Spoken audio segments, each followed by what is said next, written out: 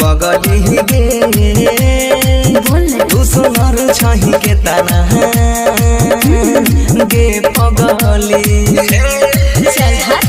करे नहीं हमारा इतना बड़ाई लगे हमारा शर्म।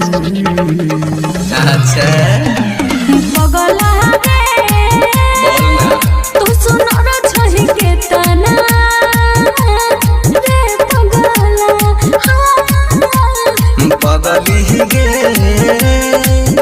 तू सुनर छही के तना गे पगली जो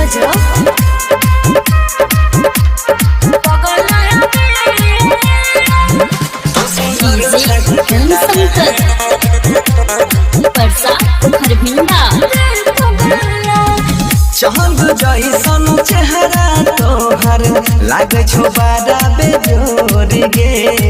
हटबलो से न हटई नजरिया एही को छनला मोर गे सुन के बोलिया तोहर छहुरा डोले हमर तन पगली गे तू सुनर छही के तना गे पगली पगला रे तू सुनर छही के तना रे पगला पगला तू सुनर छही के